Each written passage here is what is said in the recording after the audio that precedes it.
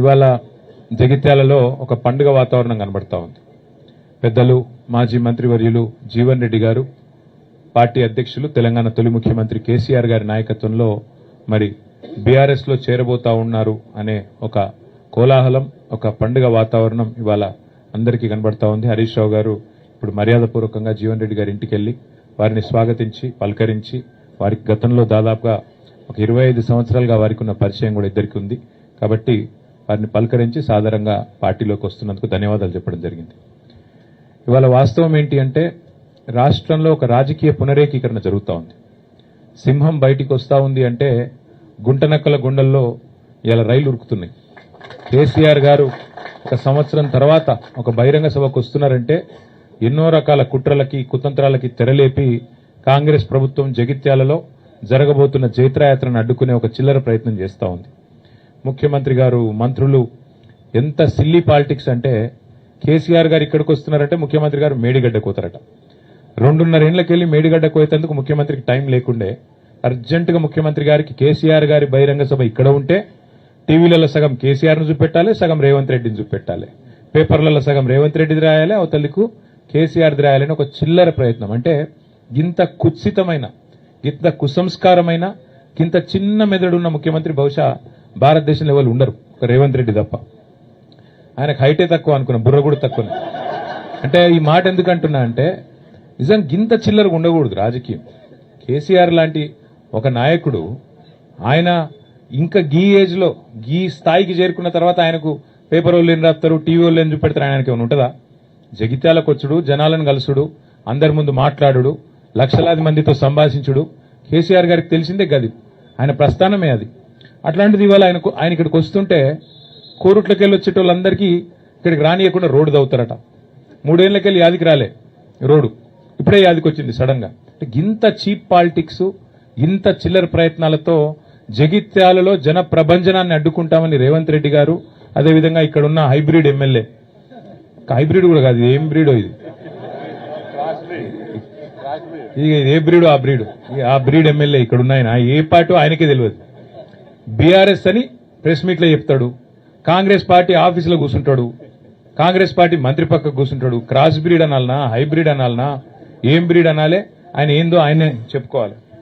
వాళ్ళు రేవంత్ రెడ్డి భయం ఏంటంటే, కాంగ్రెస్ లో భయం కూడా ఏంటంటే ఇక్కడ కేసీఆర్ గారు వచ్చి, జీవన్ రెడ్డి గారు, కేసీఆర్ గారు, మా రమణన్న, మా వసంత అందరు కలిసి ఒక వేదిక మీదకి వెళ్లి మాట్లాడితే జగిత్యాల నుంచే మళ్లీ బీఆర్ఎస్ జైత్రయాత్ర మొదలవుతుంది, దండయాత్ర మొదలవుతుంది. రేవంత్ రెడ్డికి భరతం పట్టడానికి తెలంగాణ ప్రజలు మరి రంగం సిద్ధం చేసినారని ఒక వాతావరణం వస్తుందని ఆయనకు భయం పట్టుకుంది. ఆయన అట్టర్ ఫ్లాప్ పాలన, 6 గ్యారంటీలని, 420 హామీలని, 13 డిక్లరేషన్లు, అన్ని వర్గాలను మోసం చేసిన విషయం బయటపడుతుందని చెప్పి ఆయనకు భయం పట్టుకున్నది. అందుకే ఈ రకమైన చిలిపి ప్రయత్నాలు చేస్తా ఉన్నారు. కానీ ఒకటి మాత్రం వాస్తవం, ఇదే జగిత్యాలలో కేసీఆర్ గారు గతంలో ఎన్నో బహిరంగ సభలు నిర్వహించారు. ఈ సభ కూడా అద్భుతంగా విజయవంతం అవుతుంది. ప్రభుత్వం ఎన్ని ప్రయత్నాలు చేసినా, ఎన్ని చిల్లర కుట్రలు చేసినా అన్నిటినీ కూడా అధిగమించడానికే మా పార్టీ నాయకత్వం అహరహం కూడా కష్టపడతా ఉన్నారు. మా సోదరులు పల్లా రాజేశ్వరరెడ్డి గారు ఇవాళ ప్రత్యేకంగా జనగామ శాసనసభ్యుడు ఇక్కడికి వచ్చి వారు జగిత్యాల కేంద్రంగా, జగిత్యాల నియోజకవర్గ పరిధిలో వారు బాధ్యత తీసుకున్నారు. పర్యవేక్షణ, అందరినీ కూడా కోఆర్డినేషన్ బాధ్యత, సమన్వయం. అట్లాగే మా ధర్మపురి కాన్స్టిట్యున్సీకి రవీందర్రావు ఎమ్మెల్సీ గారు, తక్కలపల్లి రవీందర్రావు గారు, వరంగల్ వాసి, వారు కూడా ఇక్కడికి వచ్చి ధర్మపురిలో కొప్పుల ఈశ్వర్ గారితో కలిసి వారు కూడా సమన్వయం చేసుకుంటా ఉన్నారు. అట్లాగే మా చొప్పదండి నియోజకవర్గంలో మాజీ శాసనసభ్యులు పెద్ద సుదర్శన్ రెడ్డి గారు, వారు మా రవిశంకర్ గారితో సమన్వయం చేసుకుని అక్కడి నుంచి వారు జగిత్యాల జిల్లా పరిధిలో వారు ప్రయత్నం చేస్తా ఉన్నారు. కోరుట్లలో గౌరవనీయులు మాజీ మంత్రి మరి శ్రీ ప్రశాంత్ రెడ్డి గారు, అక్కడ ఎమ్మెల్యే సంజయ్ గారితో, అట్లాగే మా జిల్లా పార్టీ అధ్యక్షులు విద్యాసాగర్ రావు గారితో వారు సమన్వయం చేసుకుంటా ఉన్నారు. వేములవాడ అక్కడ మా పెద్దలు లక్ష్మీ నరసింహారావు గారితో మాజీ పార్లమెంట్ సభ్యులు తమ్ముడు బాల్కా సుమన్ గారు, వారు అక్కడ బాధ్యత తీసుకున్నారు. ఈ రకంగా పార్టీ నాయకత్వం మొత్తం కూడా సమిష్టిగా పనిచేస్తున్నది. ప్రాంగణంలో ఇక్కడ బాలమల్లు గారు, శ్రీనివాసరెడ్డి గారు ఉన్నారు. సమిష్టిగా జీవన్ రెడ్డి గారి మరి చేరికను స్వాగతిస్తూ జగిత్యాల రైతాంగం గాని, జగిత్యాల ప్రజానికం గాని బ్రహ్మాండంగా మరి కదిలి వచ్చే పరిస్థితి కనబడతా ఉన్నది. ఏర్పాట్లు కూడా బాగా ఘనంగా జరుగుతా ఉన్నాయి. ఎండల్ని కూడా దృష్టిలో పెట్టుకుని అన్ని ఏర్పాట్లు చేస్తా ఉన్నాం.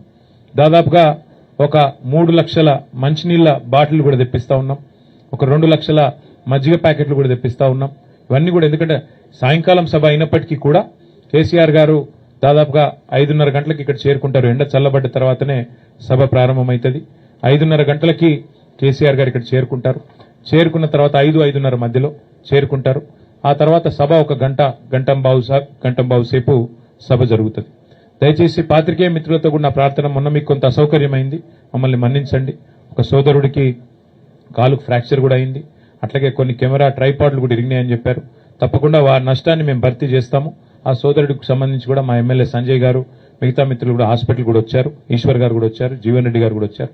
ఆ బాధ్యత అంతా కూడా మేమే తీసుకుంటాం. ఎల్లుండి దయచేసి ప్రభుత్వం ఎన్ని చిక్కులు చికాకులు పెట్టినా, ఎంత ఇరిటేట్ చేసే ప్రయత్నం చేసినా దయచేసి ప్రజలు కూడా, మా కార్యకర్తలు కూడా ఓపికగా దయచేసి సంయమనంతో మన కార్యక్రమం కాబట్టి మనం మంచిగా విజయవంతం చేసుకుందాం. కేసీఆర్ గారు చాలా కాలం తర్వాత జగిత్యాల వేదిక నుండి తెలంగాణ ప్రజలను ఉద్దేశించి మాట్లాడబోతా ఉన్నారు. ఆయన ఏం మాట్లాడతారో వినాలని చెప్పి తెలంగాణ రైతులు, తెలంగాణ ఆడబిడ్డలు, తెలంగాణలోని మా విద్యార్థి తమ్ముళ్ళు, మా యువకులు, అట్లాగే పెద్ద మనుషులు అందరూ ఎదురు చూస్తా ఉన్నారు.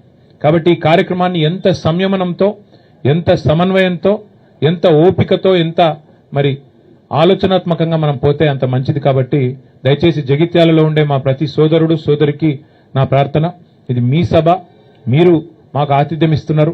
కాబట్టి దయచేసి ఈ కార్యక్రమాన్ని విజయవంతం చేసే దిశగా అవసరమైతే జగిత్యాల కార్యకర్తలు ఒక మెట్టు దిగి చూస్తా ఉన్నా. నేను కూడా మొన్నటి నుంచి మొదటిసారి మొన్న వచ్చినప్పుడు ఇప్పుడు కూడా మా రమణన్న, మా వసంతమ్మ వాళ్ళు కూడా మరి జీవన్ రెడ్డి గారి చేరికను స్వాగతిస్తూ అవసరమైతే ఒక వరుస మేము ఎన్నుకోండి, కొత్త వాళ్ళు వస్తున్నప్పుడు మేము ఆహ్వానించాలనే ఒక సంస్కారాన్ని, ఒక గౌరవాన్ని వారు ఇస్తున్నందుకు వారికి కూడా ప్రత్యేకంగా అభినందనలు తెలియజేస్తూ, మా పత్రికా మిత్రులు కూడా చాలా సహకరించారు. మొన్న జరిగిన ఇబ్బందిలో కూడా, ఇంత ఎండలో కూడా మీకు కూడా ప్రత్యేకంగా ధన్యవాదాలు. కరీంనగర్ నుంచి వచ్చే స్టాఫర్లకు కూడా ప్రత్యేకంగా, వారికి కూడా ప్రత్యేకంగా ఆహ్వానం, వారికి కూడా ఏర్పాట్లు చేస్తాము. హైదరాబాద్ నుంచి కూడా పత్రికా మిత్రులు కూడా వస్తా ఉన్నారు, వారికి కూడా స్వాగతం. అట్లాగే కార్యక్రమం తప్పకుండా మంచి విజయం సాధించాలని ఆకాంక్షిస్తూ, జగిత్యాల నుంచే బీఆర్ఎస్ జయత్రయాత్ర ప్రారంభమైతది. తిరిగి జగిత్యాల నుంచే మళ్లీ పూర్వ వైభవం సాధించడానికి, కేసీఆర్ గారు ముఖ్యమంత్రి కావడానికి జగిత్యాల ప్రజల ఆశీర్వాదంతోనే కదం తొక్కుతామని చెప్పి మీ అందరికీ కూడా విజ్ఞప్తి చేస్తూ థ్యాంక్ యూ.